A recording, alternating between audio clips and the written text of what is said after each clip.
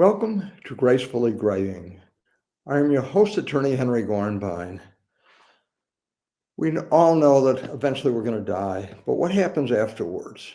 Today on Gracefully Grading, I am very pleased to welcome as our guest Karen Schultz-Tarnopol as she leads us in a discussion of helping families when a loved one passes with her company, Heirloom Consultants.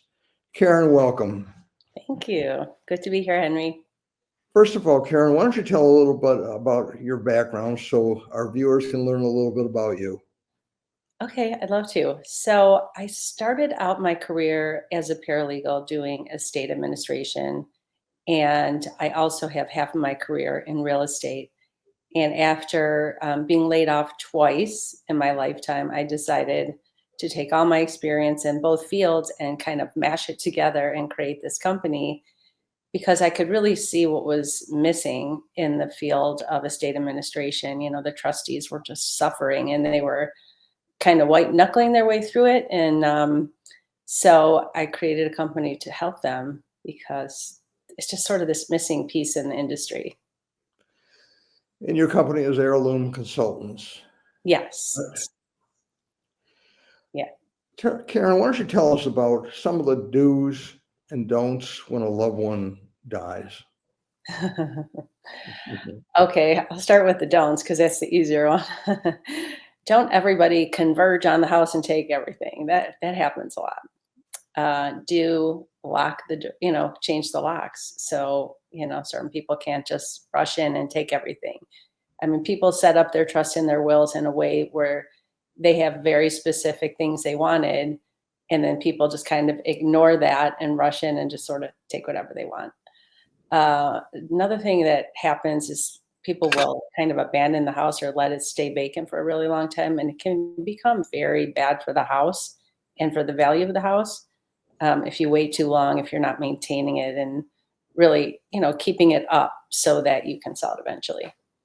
And one more thing I would say is while you're alive, get yourself organized and get rid of all the books. Books are very heavy for people to move when you die. And they're very heavy and it costs a lot of money to get rid of them and nobody wants them. You can't really get rid of books that easily. So there's a lot of do's and don'ts. Well, so I guess your advice is declutter while you still can. Yeah. Don't leave it on your family. It's so much on families. And Karen, they're sad and grieving, go ahead. Karen, tell us about some of the legacy issues that people face. So what happens is, when you're alive and you go to your attorney to do your estate plan, they say, okay, who do you trust to be your trustee and your personal representative when you die?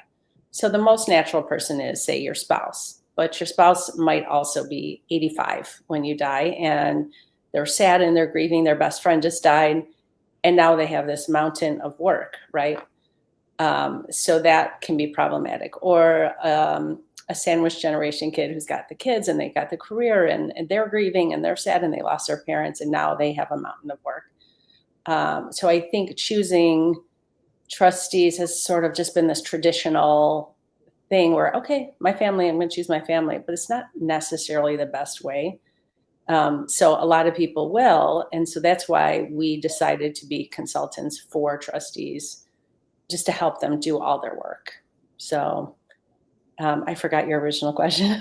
So sorry. I got off on a tangent. We were talking about some of the legacy issues, but let me go back for a second, Karen. And what about the fact, do you meet with families while they're doing estate plans as well, or before someone passes away? I mean, is it part of your goal is to try and create as much certainty as possible for a family before a loved one passes away?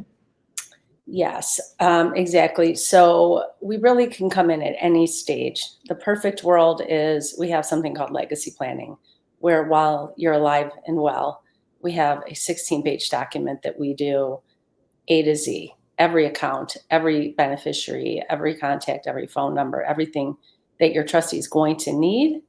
We have it all in one place, and we give you a fireproof case to put it in, digital, everything. So that when you die, it's just there. It's easier. It's not a big treasure hunt, I mean. Because what happens is people think, oh, I'm never going to die. Well, my dad died at 37. Nobody expected that. So people are unorganized and unprepared. And even in your later years, a lot of people are collectors in their 80s right now. So we have a lot of situations where people have collected so much stuff and their kids don't want it.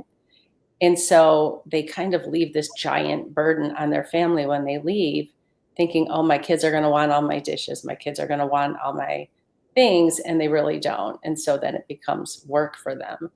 And they're sad because you just died. So, so we try to prepare everybody in advance, even before they go to their estate planning attorney. That way their estate planning attorney has this document that says everything. Because once they go to the lawyer's office, they don't have it all in their heads, and they're trying to explain to their lawyers what they have and assets and so on. And they forget things, and then they spend a lot of time with a lawyer, paying a lawyer a lot of money to go through all their assets. And then they forget to fund the trust. So that happens a lot. So we help with that. So there's a lot of things along the way that we kind of fill in all the little blanks where things kind of fall through the cracks. Now, Karen, you were a paralegal. I guess you're still a paralegal, but do you also still work with law firms?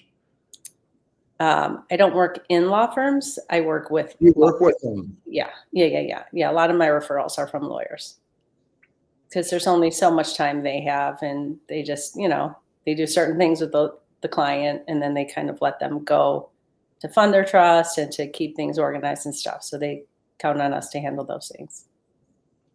So you help fill in the cracks, so to speak, and follow up to make sure everything's properly, I guess, smoothly running when necessary.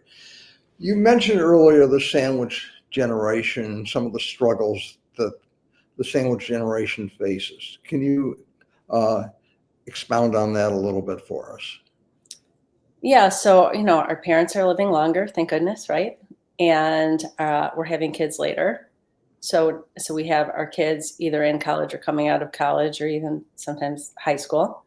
And then we have our parents who need our help with, finances or staying organized, or they need to be transitioned to housing and independent living, or all the different things that happen.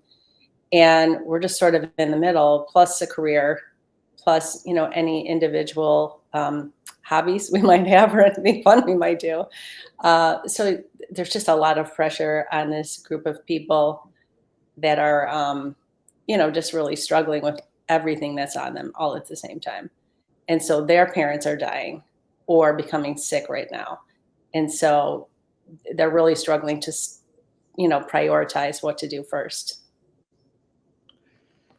Karen, someone passes away, there's an estate, there's normally probate, unless things are properly set up through a good estate plan where there's no need for probate. But tell us about some of the estate administration issues that you deal with through Heirloom Consultants. Yeah, so a lot of times people will have a lot of stuff. They need to, personal property, they need to distribute or dispose of, donate, that kind of thing. So we arrange for estate sales, clean outs, and donations. Selling the house, we sell the house for them. But you have to also maintain the house and do some repairs and get a hold of different kind of electrical or plumbing or painting or stuff like that to get the house in order. You have to maintain the lawn and the snow removal. But then you have all the assets, and you have to figure out how the assets are titled. How is the house titled? You have to figure out who is entitled to the different assets. And there's a lot of red tape, a lot of paperwork, and, open up a bank account, get a tax ID. We actually just created this ultimate guide of estate state administration, which I can share with you.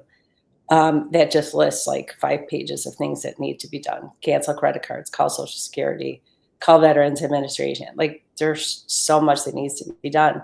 It's just a lot on a person to handle. Is there a checklist that you prepare for people? I mean, you're right. There are a lot of issues in, Social Security. There may be issues with regard to medical bills, final hospital issues. As you said, we all have a lot of stuff, probably too much stuff. So Why don't you walk us through some of the other checklists and things that you handle for people? A lot of times people have a safe deposit box, but then nobody else's name is on them. So that's one of the don'ts. Because if there's nobody else's name on it, you have to go to probate court to open the safe deposit box. A lot of times there's nothing in it or nothing of value. So then you spend a lot of money on a probate. We help with probate paperwork. If people need help just filling out the paperwork, we can help them. And, if there's a car, we help with the forms to transfer the car or to sell the car. We had a case where we had to sell 2 ambulances. They were 1968 and 77 Cadillac ambulances. They look like Ghostbusters ambulances. So we sold those for him. It just all different, people have so many different things. We had a house full of sports memorabilia. So we kind of specialize in selling collectible stuff like police badges and patches and sports memorabilia, like all kinds of crazy stuff that you would never see. So there's just a million different things to do. Cancel professional associations or memberships, or there's just a lot to do. But we have a whole checklist if you want it. Well, Karen, do you actually handle estate sales or do you bring in companies? I mean, I've been following estate sales because I'm always looking for stereo equipment, and there are so many estate sale companies, and every week there's a whole listing. So do you farm it out or do you actually handle estate sales through Heirloom? So the only ones we handle individually is big collectible things like I just told you about. Like we had a whole house full of sports and police badges and so on. We handle that all in our warehouse, but we generally farm out the estate sales. Yeah, to somebody that we work with. But we oversee everything. So we're sort of the one point of contact for our trustees, so they don't have to make phone calls to all these different people. They just call us and we arrange it all and manage it all for them. Now, Karen, in probate, were you actually handling some of the probate? I mean, an attorney doesn't have to be in probate. So will you walk people through estates yourselves, or do you bring in attorneys for those aspects of administration? So anytime we're working on a probate, there's always a lawyer who has referred it to us. And so we just help with the paperwork and getting it delivered to the court. So we don't handle any kind of, hearings or anything complicated. Typically it's like there's a deed that's wrong and it just needs to be fixed. So it can go in and be fixed at the Register of Deeds. So it's never going to be something where it's contested or anything like that. But we definitely can help with all the paperwork and delivery to the court. So it's like you're part of a team. In other words, you work with attorneys, you work with, well, not actually in the courts, but you're very familiar with how the court system works. And you work with realtors, you work with, I guess, estate sale companies. So it's really, you're involved in many, many aspects. Would that be a correct characterization, Karen? Yes, I would say we're sort of, think of us like a production, the person who handles the production of everything. So they sort of oversee everything. Now we are real estate brokers and we handle commercial and residential real estate. But most of the other things like estate sales, clean outs, donations, that's all stuff that we oversee and we hire other people. Now, do you get your case? Are you selected by families, or how do you get the people who you represent? It's kind of a mixed bag. We have lawyers who refer us. Those are really great sources for us because they already have the clients and they know they want to spend their time. Like maybe it's more beneficial to them to work on estate plans. So they'll say to us, hey, can you help our clients fund the trust? Or can you handle just this deed issue and the probate or things like that? Yeah, those are great referral sources. But then we also go to something called ICLE, which is where lawyers go to learn, and we go to learn too. And we meet tons and tons of lawyers there. And sometimes we just get personal referrals, and we do a ton of marketing online. I'm sure you've seen it on Facebook. So we go a little overkill, maybe. Sounds like you're everywhere. Now, you mentioned with regard to real estate that you actually you can handle the listings because you're a licensed broker, so you can actually handle the listings for sales of homes. You also mentioned that, if deeds need correcting, you handle that. So you can really handle all the aspects of the sale of a home, correct? Yeah, definitely. And what are some of the real estate issues that you've dealt with that might be of interest to our viewers? Well, sometimes the house is in a probate. So you have to understand the timing, you have to understand the process. A lot of times people will be like, I sell real estate in probate, but they don't really understand what that means. It's just a marketing thing for them.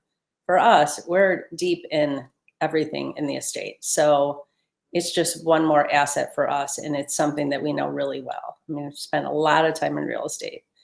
And so, especially, sometimes there's businesses that have real estate. We just had one where it was a liquor store and the husband died. So you just never know what's going to come up in an estate. It's so interesting. I think that's the most interesting part of our job is that every person has such a unique life and assets and story. That's one of the things I love the most. And they're just always happy to see us. You don't get that a lot in a lot of jobs. So, Well, it's that's nice to right. be needed. Now, Karen, you mentioned liquor store. With a liquor store, one of the main issues would be whether or not the liquor license can be transferred. So that would be an issue that would be different from other items of real estate. Yeah. And valuation. That was another item because they had to value the liquor store. They had to value the property and then they had to value the inventory in the store in order to determine her gain. So, everything that's something that a typical real estate agent isn't really going to understand, or that you need date of death values on everything and appraising certain things. It's just a unique animal, I guess. You mentioned you're involved in divorce. Tell us about that. I don't know if you know that, but my expertise in my career of over 50 years of practice was specializing in all aspects of divorce and family law. So tell me about your involvement in that arena. Well, I didn't realize that, and that's a very noble, noble job you do there, Henry. So one of the things that I think people really kind of drop the ball on is after they've gone through the whole divorce process, they're exhausted, and they forget that they have this estate plan out there that worked for their couple self, and so they forget, and lo and behold, they leave their 401k to their spouse by accident. So we come in and we reevaluate everything with them and talk through all the decisions with them again and do the legacy planning that I was telling you about so that they are rethinking about who is their trustee, who is their personal representative, who are the people they count on to make their financial decisions and so on if they're disabled. Because I think they just are exhausted and they don't want to be bothered with it. So we just kind of help hold their hand. It's kind of something we specialize in. It's just being there face to face with them and holding their hand. We're a small company, so we can do that.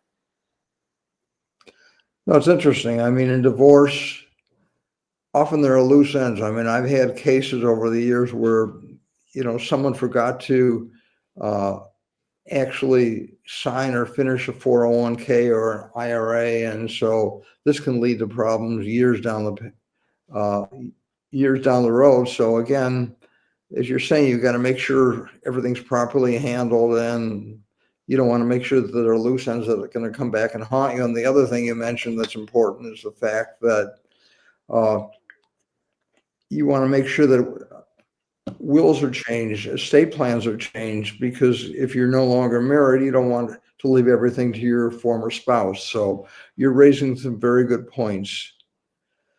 Tell us about some other issues that you deal with through Heirloom Consultants that would be of interest to our viewers, Karen.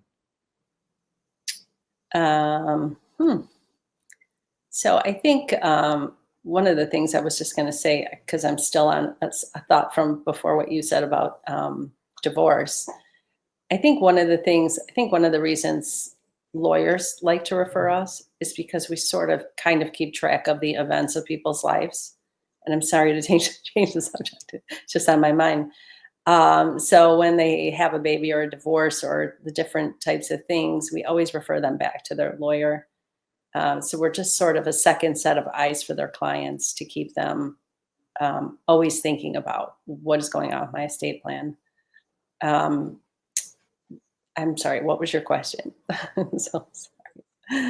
Just asking about what other issues you're involved with, and you're basically answering. I mean, as you're saying, every life event is a time to review an estate plan. If there's a birth, if there's a death, if there's a divorce, if there's a remarriage. So these are all significant chapters where I guess this is where you can come into play to help people with some of these transitions.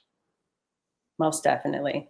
And we also help seniors when they're downsizing, right? So they're going from a house to independent living.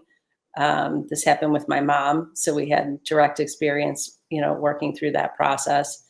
And so now we can help them with that, and we connect with other people who help them find housing. And we just have a really great network of people that we work with and trust. And so we're just sort of involved in the whole senior transition and death and the whole thing.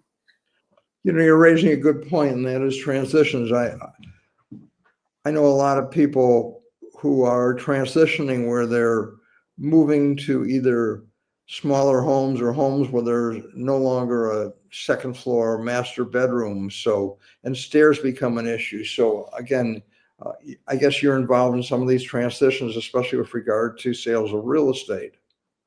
Yeah, we definitely are. And it's such a hard time for an elderly person. Sometimes they can't drive anymore, and that's a huge transition for them. Sometimes they're moving their house.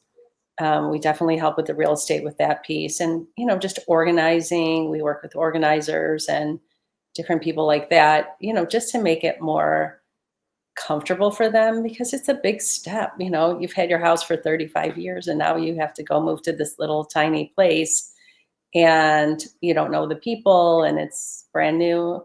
But I have to say, side note, for my mom, it worked out to be great for her. She just kind of really came out of her shell, and she became very active, and she's so just doing great. So, I see she didn't want to come, but now that she's there, she's pretty happy. So Well, change is tough, especially as you're older. I mean, it's like you get set in your ways. You're used to a certain environment, so it's hard to change. yeah. What do you find most rewarding about your work, Karen? I love that I asked all of my clients to tell me, what is the feeling you get when you work with me? Just like if you could give me one or two words, and every single one of them said relief. Just ironically, they all said relief. And I can see it in their eyes. I can see they're just like, okay, Karen's here. I can, I can breathe now. And it's just a satisfaction of knowing that you're just really helping a person. In my prior careers, I didn't get that same feeling. I didn't work as directly with clients like I do now. And sometimes I have clients that cry when they see me, and it's just, I don't know, it's just very comforting to know that you're making a difference. What about frustrations? I would say the biggest frustrations are when you're trying to help somebody and they, as much as they want you to help, they can't help themselves. So, for instance, a quarter situation where what you need to do, you know how to help them, but they don't want you to throw away any papers, or they're paying for storage units filled with stuff that they're never going to look at. And you can't help them until they say, go for it, go clean it out. Just situations like that where what needs to be done, it'd be better for them, but they just aren't ready to let go. And you can't force that. They have to be ready. Now, do you have meetings with families? Because often in a family, there'll be very divergent opinions. And sometimes with elderly parents, the children, one will say, well, it's time to move, and another will say it's not. And one will say, well, I want you with me in one state. Another will say, I want you elsewhere. Do you ever get involved with some of these conflicting family dynamics? That's more something that the people who help find housing, they tend to specialize in that. Right. We generally don't get called in until the decision's been made. But there, we have some really good people who work with people with their families and moving them. And they're very good at the negotiations with the families and the kids and just being the psychiatrist they all need or psychologist. Um, yeah, so we don't generally get called in until the decision's been made. Then we get to work. Karen, before we sign off, what are some final thoughts that you would share with our viewers? We have a couple of minutes left, so if something that you'd like to tell us about or some unique thing or story, please share it with us now. Yeah, I would say the most important thing I can tell anybody is to get prepared before you die. We're all going to die. It's just a fact. We don't, it doesn't have to be a stressful thing to become organized and ready, even 10, 20, 30, 40 years in advance, because you don't know. Again, my father died at 37. We don't know. So what I would say is just get yourself prepared. And whatever that means, if that means getting rid of all the things that are in your mind collectible or things that you need, all this extra stuff, get rid of it. Your kids don't want it, I promise. And, getting your assets organized and staying on top of your estate lawyer to make sure that everything is documented and in order. So if you die, it just makes your family, it just gives them so much peace. And That's good advice. I'm thinking of the old T-shirts that people used to wear. I knew that the person who dies with the most toys wins, and that's really not good advice. So, That is not good advice at all. Yeah, literally every single thing you own has to be unwound. And so here, imagine giving your child a big box of junk and then, one at a time, they have to figure out what to do with this widget, right? I mean, that's basically what you're doing. so simplify is the key word. Yeah, Karen, I want to thank you so much for being our guest on Gracefully Graying. I thank want to thank our viewers and sponsors, and of course, Bloomfield Cable for Gracefully Graying. And again, thank you so much.